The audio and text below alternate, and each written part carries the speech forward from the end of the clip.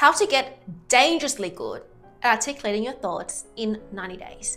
Because let's face it, when you are insanely good at articulating yourself, the clients that you want to work with, the company that you want to work at, the people that you want to work with, they have to listen to you.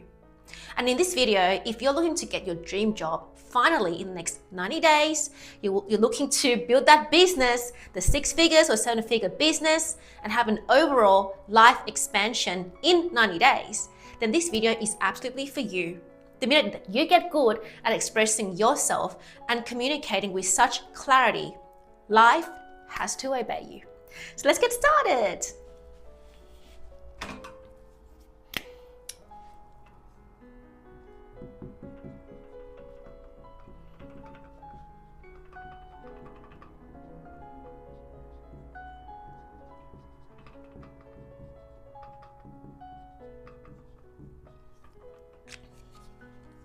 See, the very interesting thing about articulating your thought is knowing how to express what is going on in here with so much certainty, confidence, and clarity. And a lot of us struggle to do this because, at least for myself, as a teenager who, went through mainstream education, what the mainstream education usually does is they put your learning in a box. So one of my greatest fear as a teenager is to perform poorly in exams. But the way for you to perform exceptionally well in an exam is to memorize. And the thing is, school gives you a curriculum, at least the school that I went to, public school. Basically, the school will give you a curriculum. And this curriculum is like a bunch of dot points on all the things you're going to learn in each subject. And your job as an A student is to make sure that you get this curriculum well memorized, so that when you go and express yourself in the exam, which you don't do that, you memorize the curriculum, you get everything correct. But the problem with memorizing is that now you're building muscle memory of limitations. And the reason why is because what you're doing each time when you're trying to remember things word by word, line by line, just so that your self-worth could increase as a result of you getting a higher grade, is that you're building muscle memory towards the wrong thing. You're getting good at limiting yourself. So recently, actually, last year, when I was swimming very hardcore towards the end of the year because I wanted to reach 2,000 meters on 4 a.m. wake up, the lifeguard that usually I've seen her since 2022, Beck, she's so lovely. She told me, Patty, you're getting really good at bad strokes. So you can tunnel vision and go all in into becoming the greatest version of yourself as a student or as a public speaker who memorizes things line by line. But you're getting good at the wrong technique. So you're getting good at limiting yourself to speak in a way that is not original. And the point of articulating your thoughts so crystal clear is to also embrace authenticity. And authenticity is not part of the school curriculum. No, you're not supposed to fully express your opinion when it comes to science exams or even English essays. When you do that stuff, if you want to get 100%, then you have to not be authentic. You have to say what the curriculum says. And then when it comes to job interviews, it's like when my clients used to come to me, they're like, well, now that curriculum, when you go to get a job, is the STAR method. And then so many people limit themselves in the box that when I go to job interviews, I have to answer this way for the hiring manager to like me. And literally, if you express yourself authentically, they're not going to hire you if you're a threat to them. So then we are conditioned. We are,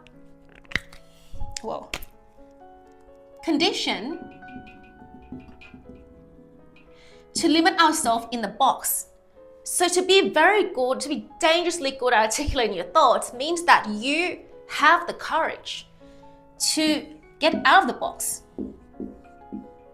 Stop limiting yourself to the way things used to be done, but listen to who you are and know what you are about, so that when you start expressing your thought a certain way, you're doing it fearlessly, in a grounded way, and people respect what you have to say.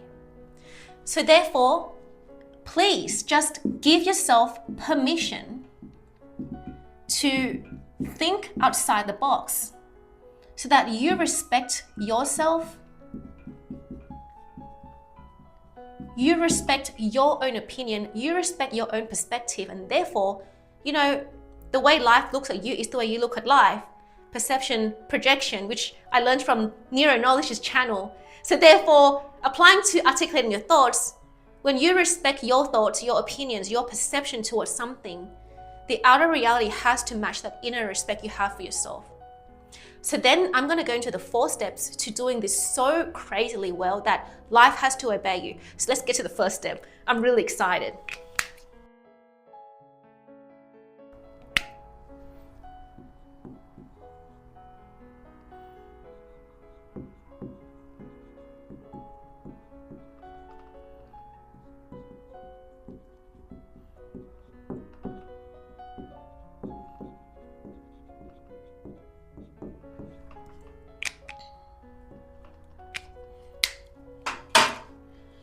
The first step at getting insanely good at articulating your thoughts is learning how the best of the best, in your perception, in your eyes, the people that you absolutely admire, how they express themselves. The thing is, back when I was in high school, again, the school put us in a curriculum where it's just hard to win in life when you follow that curriculum. But it turns out that my natural talent was never at maths. But I wanted the HSC to, scale my results upwards. And therefore, because I'm more good at English than maths, I chose to go really hardcore with English and go to extension 2 English. And even though overall I didn't really do well in that period of my life because I was suffering with anxiety and depression, all that combined, but what that period of my life taught me when I came and learned about English and the way poets express themselves is that life is interesting when you look at other people's way of seeing life. So as a teenager, when you're not reading about other poets or academias, and all you're thinking about is just how do I, get by next year, or how do I get a good mark, is that your thinking is limited in the box.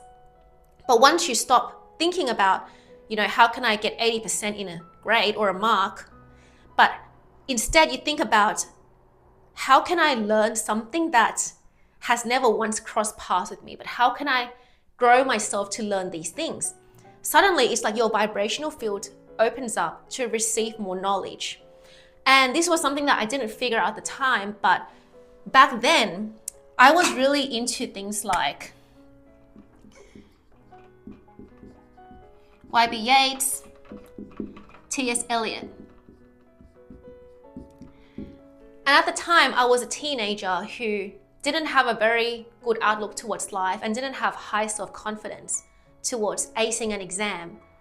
But what I did really enjoy as like a way to escape life even was to study the greats. So when I went to the extension 1 class, and it was an hour earlier than the usual class, I just felt like I'm becoming a better version of myself by doing more uncomfortable things, reading really uncomfortable poetry. So I have no idea what the hell it's saying or telling us about.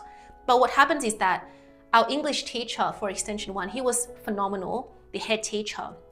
He would find a way to break things down that just absolutely made me so fascinated by life. Because now, instead of thinking about just my life and the grades that I'm supposed to get, I'm thinking about what is these poets, the great of the greats, what have they been going through with their life? So I started to take a pause towards my 3D reality as a teenager with very limited life experience and go and look at other people and the way they express themselves. Because ultimately, what then opened the world for me was JSTOR. I started going into JSTOR in my spare time to read really complicated essays, dissecting the work of the greats.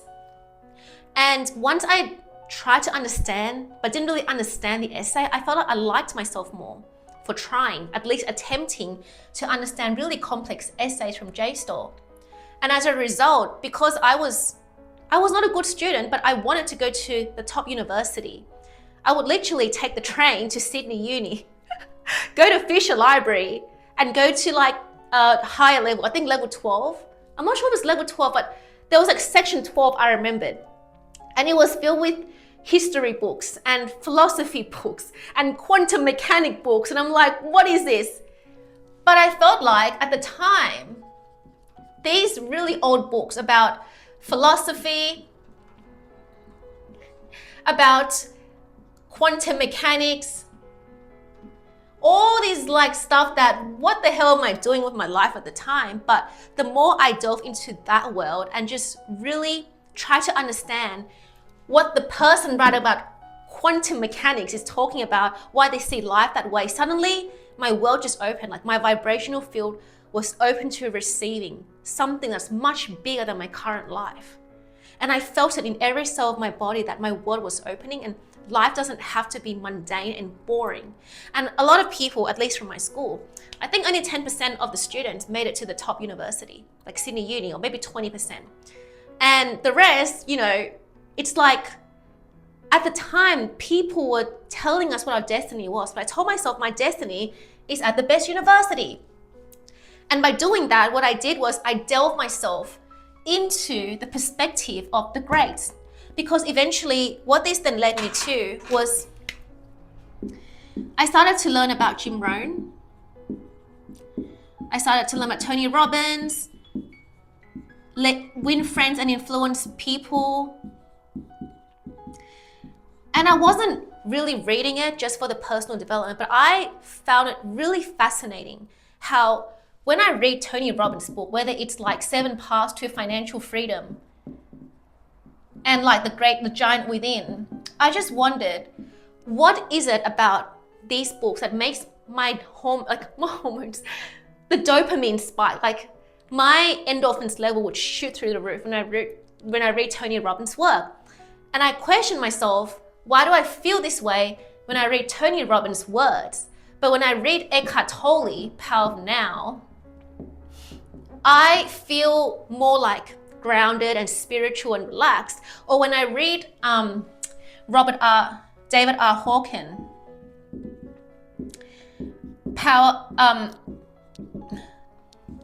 David R. Hawkins, the author of Letting Go.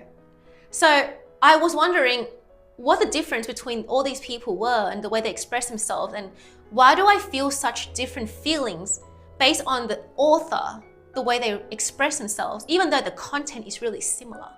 Tony Robbins is personal development, motivation. Eckhart Tolle, Power of Letting Go, David R. Hawkins. It's spiritual, it's letting go, it's energetics. But how come the same information conveyed from different people give us different flavors and different tones? So I used to question so many of these things growing up. To eventually, I finally realized that everybody has a unique, authentic flavor inside themselves. And when you learn from how different people express themselves, whether it's poets, whether it's, personal development gurus, whether it's spiritual figures, whether it's, psychologists, when you learn how they express themselves through their work, you then start to also match which ones you vibe with best and what kind of communication style best resonates with you. So the more I read, and not just read, I really went hard at trying to understand what makes me feel a certain way when I read certain people's work. That was when I became more confident in who I was, where my authentic voice lies, and how I can express this with confidence to my outer world. All right, so let's move on to the second point.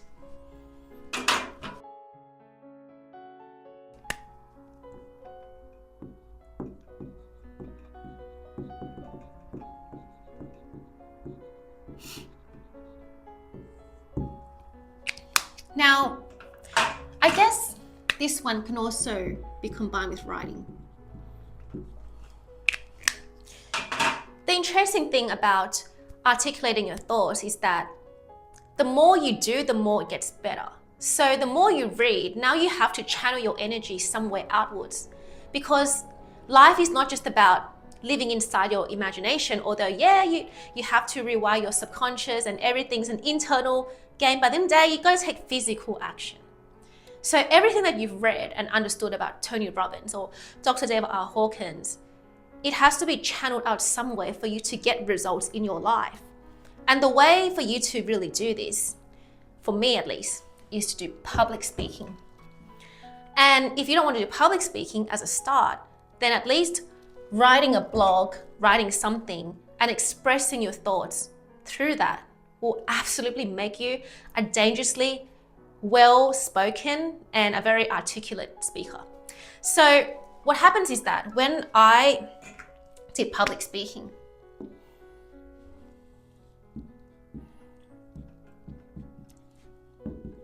I joined the organization called Toastmasters, and I joined about 2022 all the way till about early 2024. And on my first year, I told myself that I will compete in every single contest because I wanted to compete internationally. I wanted to represent Australia and do international speech contest somewhere else, not just here. Like, I had a big vision for my life. But what I expected it wasn't congruent to what my ego wanted. So what really happened was that on the first 90 days, I was like, I'm definitely competing and I'm going to win at this. And I'll do whatever it takes to get exceptionally good at speeches. So I went really, really hard at practicing my international speech, even though the contest was like next year. But I started spending 90 days practicing like repetitively 100 times the same speech. And then every fortnight, I would then start to execute these speeches. And what happened was that on the first time that I started executing the memorized speech, instead of me raising my ego and being like, yeah, I'm definitely winning, there was a part of me that started to ask myself, well, what did you learn from this? And the first thing that I learned was that the way I organized my thoughts was too complicated, and people don't really understand what I'm saying. And that was a very, very good learning curve.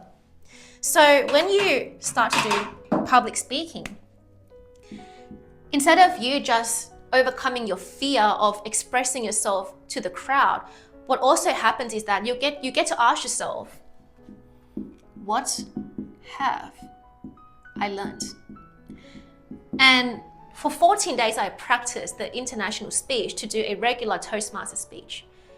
I got to learn after that 14 days when I executed that it wasn't linear, as in it wasn't easy to understand. So I started to realize that articulating your thought is not about sounding way too smart, but it's about knowing your audience.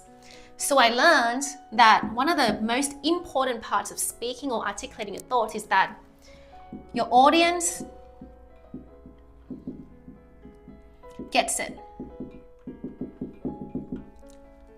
So therefore, when I was a student and I thought that in order for me to be a great speaker or a great communicator, I had to get really good at memorizing big words and expressing it so well, so eloquently. But sometimes you've got to know who you're talking to. And Toastmasters taught me that. So I kept it going. I kept going. And after that, the next 14 days, I did the same speech and I asked myself, what have I learned? And the second time, I listened to the person telling me, yeah, Patty, I think your speech is a bit out of place. The timeline is not very congruent. Like, you've got to simplify it. The next time, I learned that I can improve on the way I express. Because naturally, you start to then ask yourself, where are my hiccups? Where do I feel friction when I'm expressing this? Where does it feel off? And then you start to repeat the process with public speaking. And so I kept it going and going. That by 90 days, like at the time, I was one of the best in that organization. And because I personally felt like I was winning at the time in 90 days. It actually became the building block for the next 90 days. Then that next 90 day became the next building block for the next 90 days. So then by the first year, I came first in evaluation contest and table topic. But interestingly, I never came first in prepared speech. So in the end, I was disappointed and I felt like life betrayed me because I never became the best at international speech contests and I didn't get to even represent my area at the time. But what I did come first in and I got the farthest in was free flow speech. Eventually, when I got really good at 90 days of doing prepared speeches and I put in the reps, I started feeling very confident to do free flow. So the next 90 days, I was like, I'm bored of writing speech. I'm just going to free flow whatever I think. I'm going to talk for 7 minutes straight. And the more you do that, the more you're like, well, my free flow speech, are people understanding it? Do I know how to articulate under pressure? Do I know how to speak to my audience so that they really resonate with what I'm saying? And so because of that, every time I did something that involved me to do free flow answering, like table topics or evaluation, I think I got the best at it because I put in the reps and understood the feedbacks that were given to me, and I tried my best to, alter it each time. So therefore, the reason why you want to do public speaking is because it's not just that you get to overcome your fear and build confidence, because I didn't go into Toastmasters to build confidence. I was already good. But later on, when people give you feedback, even if you think, but this feedback doesn't really suit me. But if a lady who is a retiree is telling you that you're going way too fast, then you've got to come back and ask yourself, do I need to speak that fast to this crowd? Later on, when you get into discovery calls with clients, when you're speaking in a job interview in front of panelists and you want to build their trust, it's actually quite important to know what their age is, what their background is, what words they respond best to. And the skill of articulating your thoughts to a safe crowd absolutely will help you get paid very highly if you know how to make that feedback work for you. So I highly recommend that if you have read the materials, you find some way to channel that energy of expressing it outwardly so that when you get real life feedback the way that I did, then you can come back and build inner confidence that, what am I doing right? And I double down on this. And what am I doing wrong? So that I cut down on this. Eventually, I also became area director on the second year. And I thought this was a pretty interesting phase of my life because I really enjoyed the parts where I got to do club officer training. So I was doing live trainings at Rose Bay and Bankstown and Zoom to a bunch of 40-year-old men. So I was doing trainings in 2 years in the organization to people who were in the organization for 20 years. And I'm like, who am I to do this? But when I spoke to people from different backgrounds, for example, a retiree from Rose Bay, when she says, can you please just slow down a bit? Can you please just, focus on this point? Like, what is blockchain? What is technology? What is AI? Like, you kind of have to adapt yourself to make your audiences feel heard. And if you get really, really good at understanding the difference between adapting and changing yourself, now you have confidence to articulate your thoughts so well to any crowd, because every crowd has a different way of listening. When you speak to someone in tech, when you use words like AI and blockchain, it's like natural for them. But when you're speaking to a retiree who is rich, but she doesn't really know tech, you kind of have to find a way to still be yourself, but adapt your speaking style so that they fully hear you. And that's the advantage of public speaking, is that you get to learn now, if I were to communicate my thoughts to this kind of crowd, what words do I predominantly use? And what's the speed and the tone and the posture that I use so that they feel connected to me?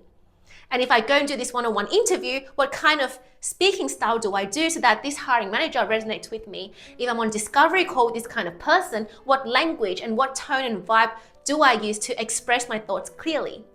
And then you get into things like, well, this is how you sell without selling, and people literally come and buy things from you because you develop the skill of adapting to your audience and making them feel connected and listening to you with respect. But again, that all starts from you putting yourself out there in the real place and getting real life feedback so that you can iterate and get better. So we're going to move on to the third point, and I'm really excited for this.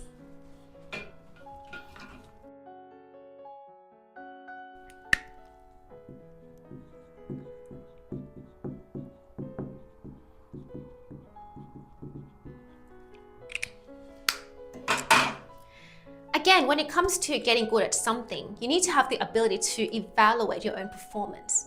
So the thing is, way before I joined Toastmasters, I did interview coaching, and I didn't do this with, I started from zero. So I used to be that person who looks onto LinkedIn and felt like I literally don't have, reputable companies like Google and PwC to post onto my LinkedIn. So I'm just a nobody then in the professional world. I only have like this company that I worked at for 10 months. How am I going to get myself out there to get interview coaching clients? And the very interesting thing about this phase of my life is that it required me to understand what works. So understand what works and literally 10x that. And then understand in the real world what doesn't work. And literally minus that. So how I got interview coaching clients at the very beginning was that I was willing to put myself out there onto Facebook. And I thought that I enjoy filming myself talking. And this was way back in 2020, 2019. And I thought that if I just did 40 minutes video talking about what I know about life and 10 lessons I learned from being in my 20s, that kind of thing, then it's going to resonate. But what actually resonated the most, what works for the interview coaching crowd, was when I started then doing a role play of the times I failed a job interview and the times I succeeded. So there was a time where I was on a momentum, so I went to apply at Topshop and I have no retail experience. But because I had so much inner conviction and I was reading Jim Rohn and I was like, I'm gonna get this job, I was offered the job without any proof that I've ever worked in retail. So I was like, damn, I have a skill in selling myself. Then I did the same thing with corporate sales. And this also happened during the time where I did interview coaching. Then I went to meet the chairman and he offered me a job within 20 minutes of just a casual convo. So I was like, I think I have a skill in selling myself. And this skill could get me paid.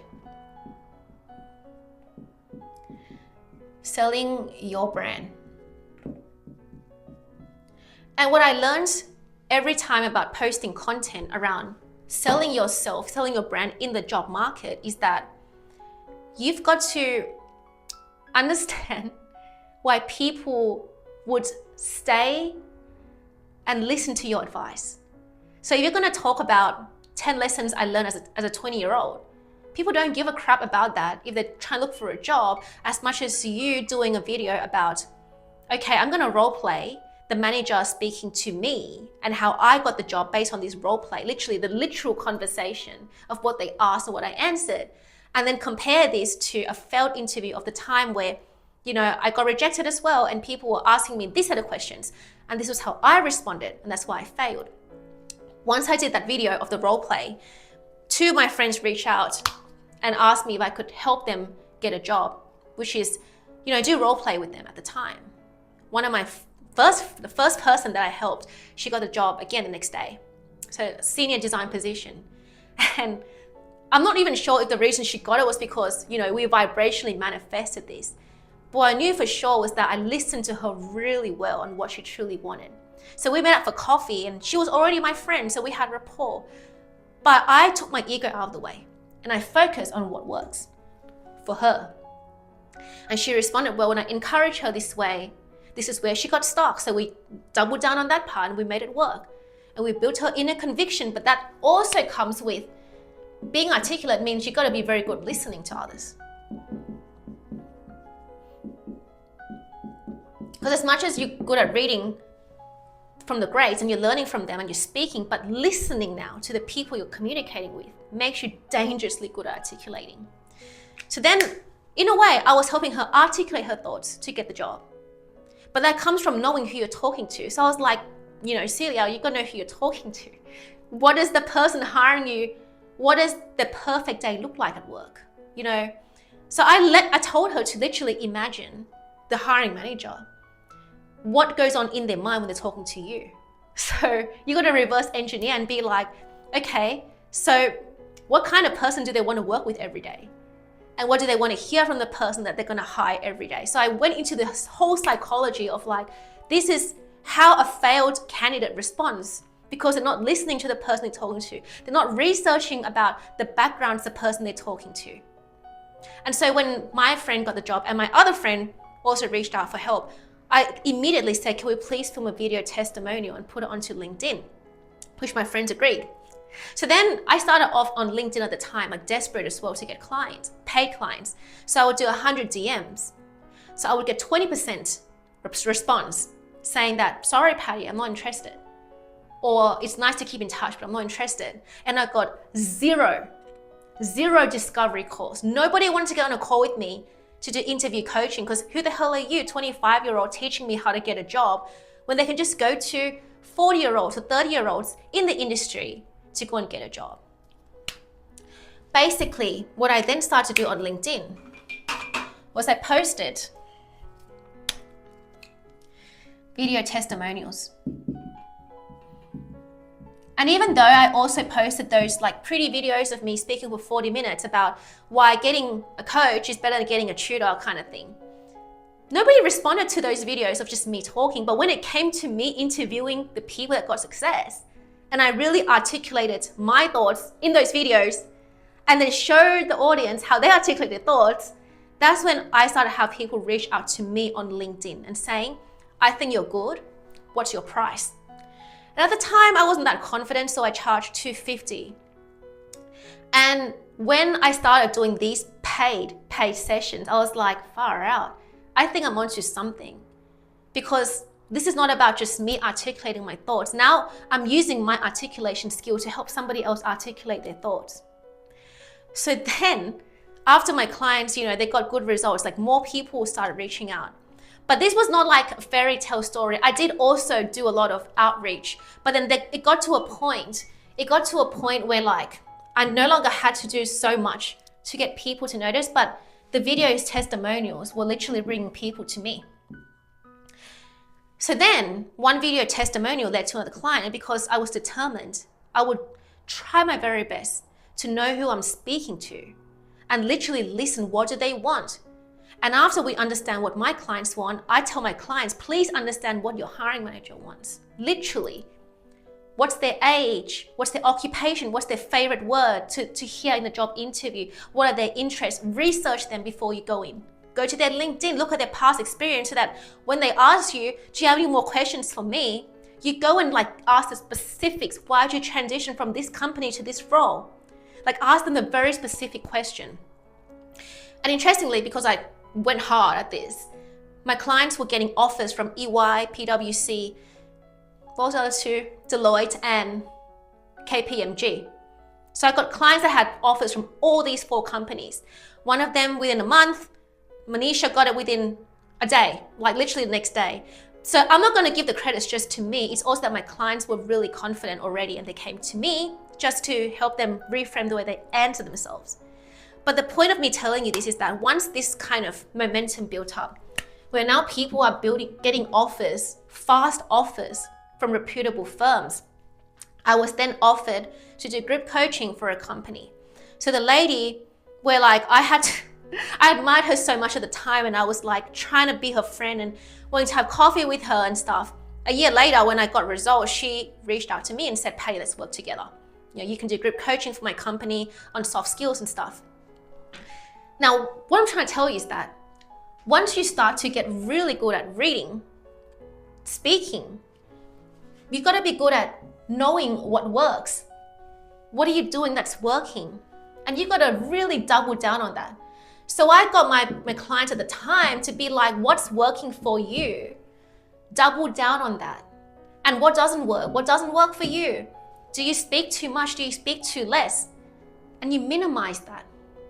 Because when you get good at self-evaluation, eventually I was like, okay, video testimonials absolutely work for me. I doubled down on that.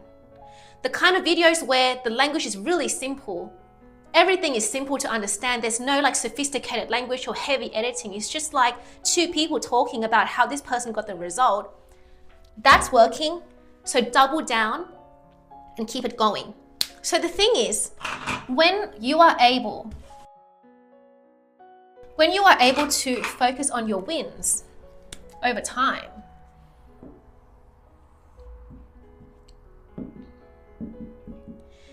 and you're like, okay, this is working, I'm doubling down. This is working, I'm doubling down. What happens really seriously is that the result is really exponential at this point. So now you're not only good at articulating your thoughts, it's that you have confidence. And so when you're in a state of inner confidence,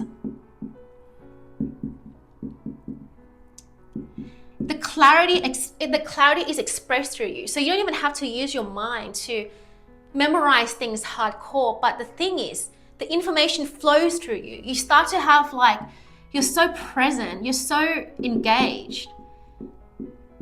And you're really in tune with your audience that you don't even have to overthink it, and you're still going to articulate clearly because now you've developed inner conviction. And this really literally comes from, again, asking yourself, how can I do it better? What works? All right, if this works, keep it going and build the momentum. So no matter where it is, what it is, like YouTube, whether it's interview coaching, posting content onto LinkedIn or anything like that, if something is working, you keep at it, but then you also ask yourself, if it doesn't work, why not? And then you cut it out straight away. And that's how you get really good at going out there in real life to get feedback, so that when you get real people telling you what works, then you can literally focus on that and keep it working even more. Which then leads to my last point.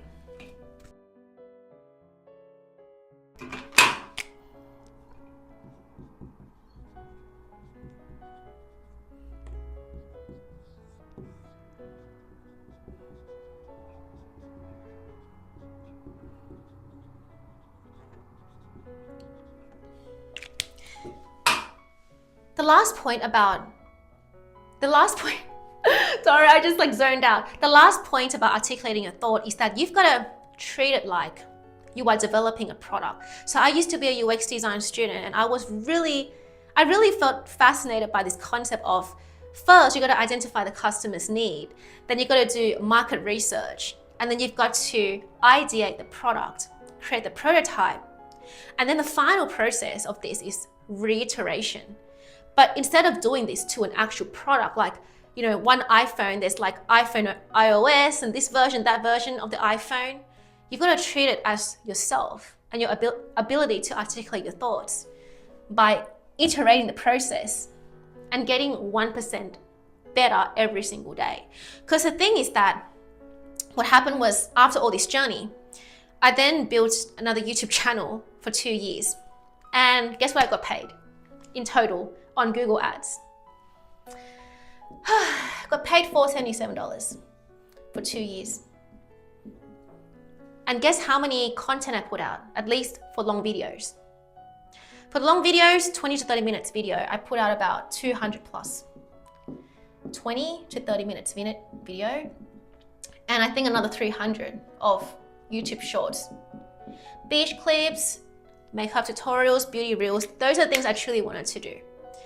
The reason I'm sharing with you about my old YouTube channel and how I put my heart and soul into it, and I really went hardcore at it, and reality gave me this,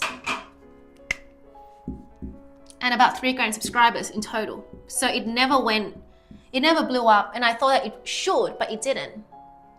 The thing is, even though on the outside it looks like I'm losing, But I totally saw this as a win at the end, because what happened was that there was a phase last year where I spent 1.5 months just doubling down and filming 4 videos a day, like pumping out free flow videos about 40 minutes, one take, 40, 50 minutes, one take, and doing 4 of them a day, back to back.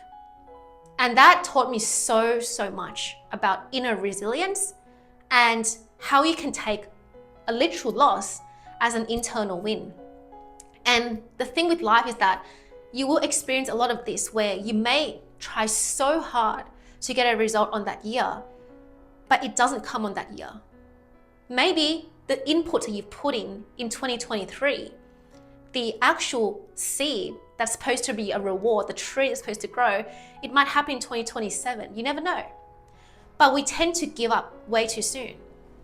So the thing is, I wanted to emphasize that whether you lose or you win, meaning you get paid, you get unpaid, or you get paid, you don't stop growing. You don't stop reading.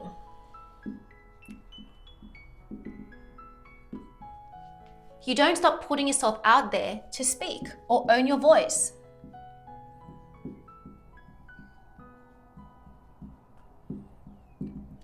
And you absolutely don't stop self-evaluating.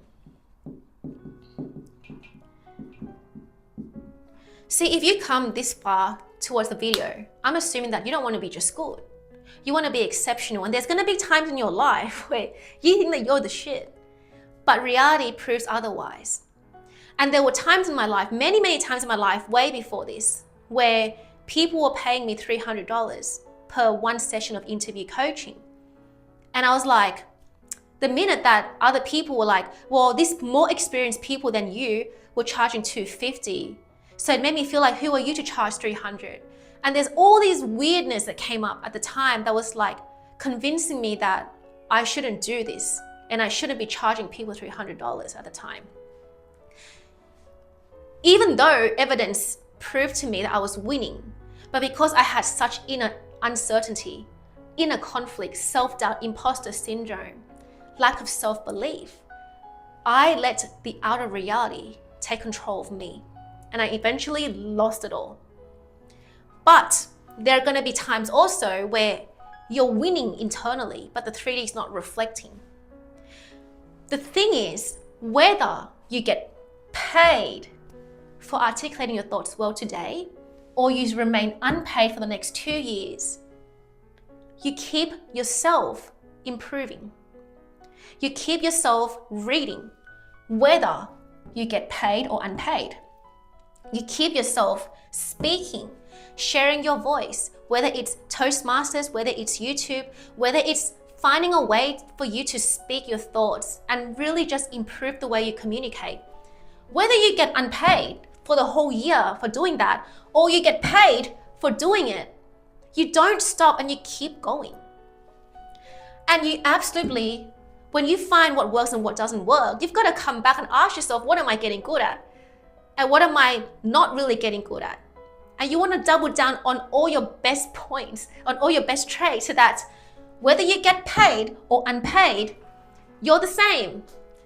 Whether the conditions, the outer conditions, whatever they give you, you continue to skyrocket yourself. This is really important. This is no longer about just articulating. It's literally about your inner character. Because a person who can articulate their thoughts with so much confidence and clarity, they have clarity on who they are. And for me, if you know that you're a winner and your character is just like so resilient, you have conviction. Every word that comes out of your mouth, every thoughts that come out through your mouth is going to land with conviction, because the outer world reflects your inner world. So it's no longer just about, what courses can I take to be a better public speaker. That's the effect, but the cause is you. So the most important part, if there's anything, is that whether this skill gets you paid in the next 9 days or not, which I'm assuming it will get you the job that you want. It will get you the client that you want. It will get you starting that business that you want, is that you don't stop improving regardless if you win or lose. When you win, you work just as hard as when you lose. And when you lose, you show up just as if you are winning all the time. So that lose and win is irrelevant. The lose or win on the outside, whether you get paid, whether you get rejected, or whether you get showered with endless opportunities like I did and I lost it all eventually. Your inner world is in inner conviction, resilient, and you are winning. Because when you see yourself that way, every time you come across an opportunity to speak and share your thoughts and talk to people, it's gonna be so clear. When your thoughts are clear, your identity is clear, everything is clear and congruent, people hear you and respect your voice. You get to own your voice without over trying. And that's the whole point. All right, so by the end of this video, I just want to share with you also that I will be opening up coaching spots, and my purpose is to help high-achieving women reach their tipping points in 8 to 12 weeks by breaking their inner worth ceiling or raising it. So that when you break that inner worth ceiling and finally take the elevator up to who you're supposed to be, no matter what you do, you receive the rewards that you deserve. So you can click the link below to join the waiting list, and I'll see you soon.